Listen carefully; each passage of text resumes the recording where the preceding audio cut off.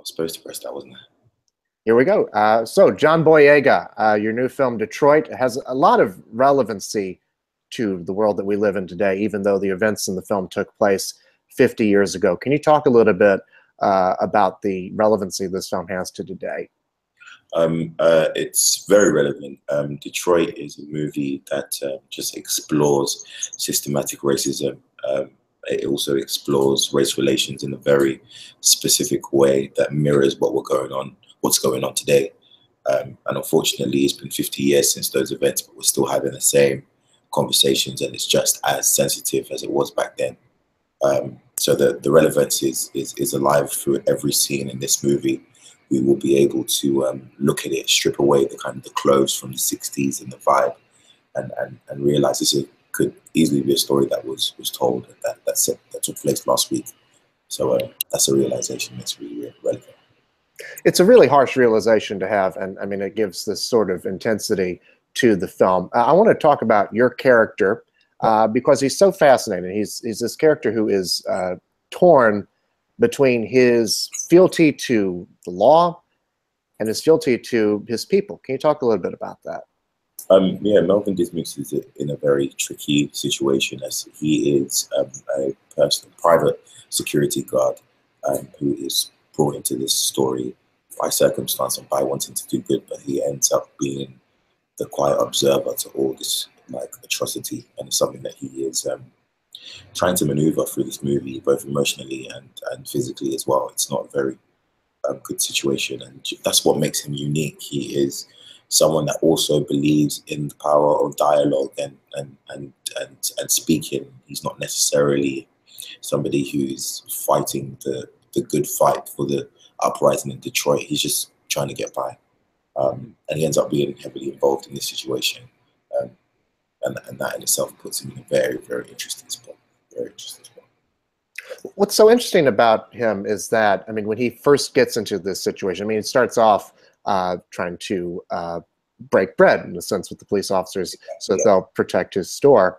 And then as the night progresses, he's trying to, in a sense, diffuse the situation or convince the people who are being victimized by the police officers, listen, just go along, you know, and you won't get hurt. But he gradually realizes that's not the case. Yes, yeah. I mean, he realizes that it's a complex situation, and he realizes that he doesn't have as much power and authority to be able to do what he would want, which is to make sure these young men are safe. And that puts him in a very tricky position, because every time one of the police officers is about to do something, he always physically references him in terms of eye contact, just knowing that his presence stands for something. And that's one of the reasons why he stays, in the location to try and help. Mm-hmm. So, as we mentioned, this film has a lot of relevancy to today, but it is set 50 years in the past. So I wonder how you, did you do any kind of research into some of the real events to try to get yourself into the character, so to speak? Yeah, I mean, this incident so happens to be heavily documented, despite the fact that I didn't know specifically about what went on at the Algiers Motel, but I did know about the uprising in Detroit. But for me, the significant research was speaking to Melvin himself, who I had the honor of meeting, and that's the man I play. So I spoke to him about just getting to know him at first, getting to know the kind of man that he is, and at the same time, just getting to know him as it relates to this specific subject. And yeah, there were loads of gems, and we had a great chat, a great conversation. Mm-hmm. You're also working with a script by Mark Bold, who comes at everything he writes from his journalistic background. What did you glean from that for the role? I mean, the script is everything. I mean, you can't take it apart to choose or pick. I mean, the script is basically the Bible of the whole project. So, I mean, he had the words for the character, and I was just making sure that the character met up and added to what Melvin himself would tell me. And all of it did, which is fantastic. Just from the way he spoke, his style of humor, he's quite stern when you first meet him, a man that's on job. And so for me, it was self-explanatory. The script was very accurate to the character that I had to portray. It wasn't hard, just you know, saying those words. Mm-hmm. So take us on to the set. I mean, the bulk of the film takes place in this one location, the Algiers Hotel, and it's very intense. I mean, it's a good like 45 minutes to an hour of the movie, I think, where you're just in this one location. Take us on to the set. Give us a little sense of the feeling that was there. Yeah, the set was fine, but I mean, it's just the steady energy of just concentration and intensity given the subject matter. But it was great at times. You know, we'd have, you know, laughter, and we would have moments between. Obviously, a lot of us were guys on the set too, so there's a lot of banter and conversation. But yeah, it was a good set, but at times, especially in that motel, it just required a level of concentration, you know, just to get it done. Well, you're working with Kathryn Bigelow here. What did she give you as a director that helped you in your performance, that helped you get into that mindset? I think she has a seamless way of filmmaking. She just removes camera consciousness from an actor, and that in itself does wonders for your performance, because you're left in the situation, not necessarily knowing what's going to happen, and you have to rely on your obviously the research that you've done, the character work that you've done before that, to assist you through these scenes. And something like that it's very rare, especially given the time and budget and all those things that makes filmmaking complicated sometimes. It's very rare to have a director who can do that. And she, you know, will leave the cameras rolling 2-3 minutes before and after a scene so that there's room for improv. And she's a massive collaborator, and that for me that's what makes her so great, especially at bringing the best of performances out of her actors. I was going to ask about improvisation, actually, because I mean, there is this kind of, I don't want to say a loose feeling to it, but I mean, obviously there's this feeling of intensity throughout the whole thing. I wonder how much of it was your own words, or how much of it was Mark Boal's words. And I mean, when those two kind of mingle in together, you know what I mean? Well, for this, it's improv within the text. So, you know, once you say the lines, but it's just, there's a freedom, because with filmmaking, a lot of these scenes has to be fixed because of the technical side, because of the shots that you want to get and achieve. But with this, the actors they're not placed to stay still. They are allowed to move wherever they want, and the cameras will find you. You don't have to worry about the cameras, and that's something that just it changes the whole thing. Well, I guess when you're working with a good foundation, and when you know the characters so as well as you guys probably did, you're then allowed to branch off and kind of explore it in a different way. Yeah, you are, and then it allows you to have moments that are spontaneous, and have moments that are true and quite emotional. And a lot of them ended up in the film, and I didn't expect them to. I thought she'd probably done that just to make the dialogue part good, but it's actually a lot of it ended up being in the movie, which is really good. It's a really good process. Yeah. It's interesting the way this movie is structured. I mean, you have this first 90 minutes with the riot and the Algiers Hotel stuff, and it's really intense. And then you get into the investigation and the court case afterwards, and you start to come to terms with the institutional injustice that these people have to face. Can you talk a bit about that? Yeah, I mean, we only get to go into depth about, you know, obviously the systematic racism of it all in the beginning, in the form of an animated short preview, and that in itself just shows you the background of and the circumstance in which we find the people, and it also gives you reason as to why there is so much racial tension.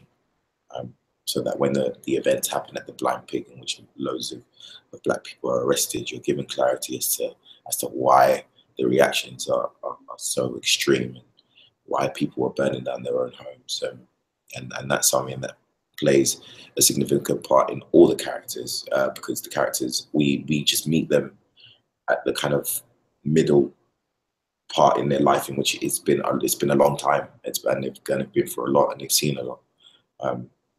So I had to understand that much more. I had to read up on that, as well as everyone else, just so that when we portray these characters, then we know that they've seen and been through quite a lot already before we meet them. And you see the effect that this has on your character. I mean, you're going in there at first to try to help diffuse the situation, and you end up on trial for murder. Can you talk a bit about that arc there for him? Yeah, I mean, he starts off being a do-gooder, and I mean, yeah, we filmed some scenes that weren't in the movie, but it kind of just showed and just had a magnifying glass on how much of a community man Melvin Dismukes is, and that's something that he just naturally has, and I can relate to that because my dad is that way, it ends up just, it doesn't work in his favor, and the tables are turned on him. And all of a sudden, he's being charged, and that for him is something he didn't plan for. So the character arc is very, very complex in a sense. You know, a do-gooder trying to do the right thing, but ends up being victimized in some way, and that in itself is embodied in that interrogation scene. Right, and then you see the other turn there as the court case is unfolding, and you begin to realize that these cops are going to get away with what they've done. I mean, there's that great scene between you and Will Poulter in the courthouse. I think it's before the verdict is read. But you see how the effect that this has on him, the knowledge that, you know, in a sense, he's going to get out of prison, but on the other hand, no kind of repercussions are going to be had for this. Yeah, and it's the shock of that. It's the shock that the justice system. It's the shock that the powers that be are not on his side. It's you're finally alone. There's nothing to back you up, and you are in America. You're not treated as such. The vision of the American dream and joy and liberty and equality is just not something that you have access to, and it's the realization of that that makes it so hard on him. It changes him. That's a huge loss of hope for him, and something that we see in this film. I'm curious, since you spoke to the real Melvin, has he seen the film yet? Have you talked to him about the film yet? The film, I think he's seen the film a good couple of times now. He was at the premiere, he saw the film previously, he saw the film before that, so he's seen it a good few times. Mm-hmm. And I mean, when you talk to him about having seen the film, I mean, what does, you know, does he say you've got it right, or? No, he told me that he was really happy with the film before I portrayed him in the right way. He's glad that he gets to show his side of the story, and he enjoyed it. You know, for him also it was hard reliving certain moments of his life. I think that obviously will be complicated and complex. He's glad and has always been involved in the process and does all the interviews and has really been a big supporter of the film. It's really, really, really cool. Well, not just him. I mean, there's a ton of people who are alive today who went through not just these events, but other events just like it.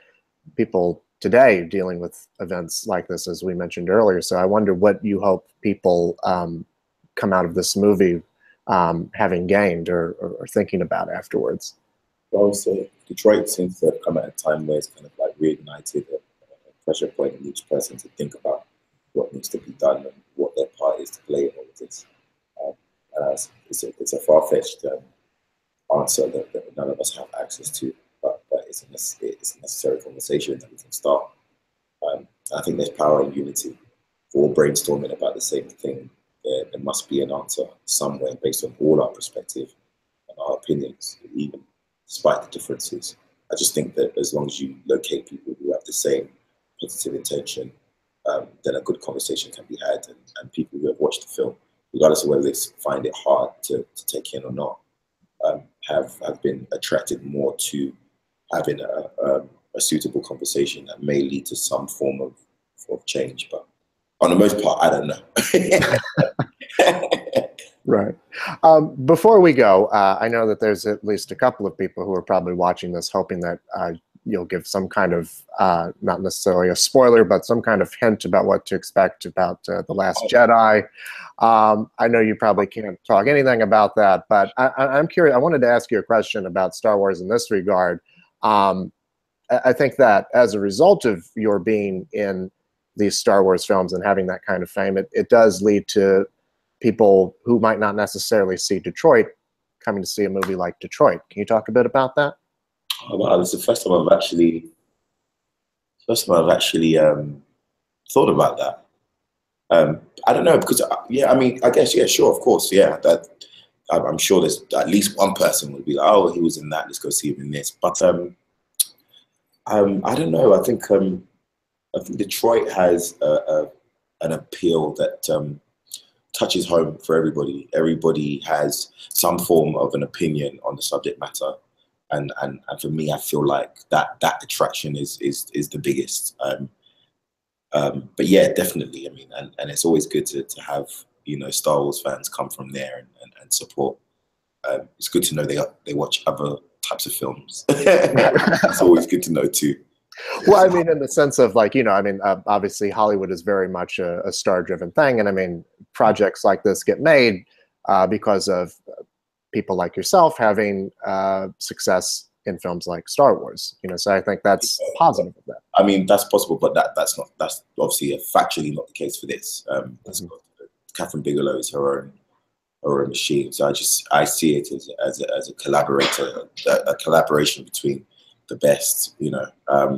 In industry, despite, you know, stardom and all that kind of stuff, there is also a hunger for great creatives to work with each other, and this is one of those examples. And from Will Porter to Algiers Smith and the rest of the guys, there's a great kind of a want for everybody to work with each other. Obviously, work with Kathryn, so it served itself as one of the main reasons why this movie has been successful, and one of the main reasons why we all came together, really. Mm-hmm. Well, it's a great movie. I hope it continues to be successful and be seen by people. John, thank you so much for your time. I appreciate it. Thank you, man. You're welcome. Have a good one. All right.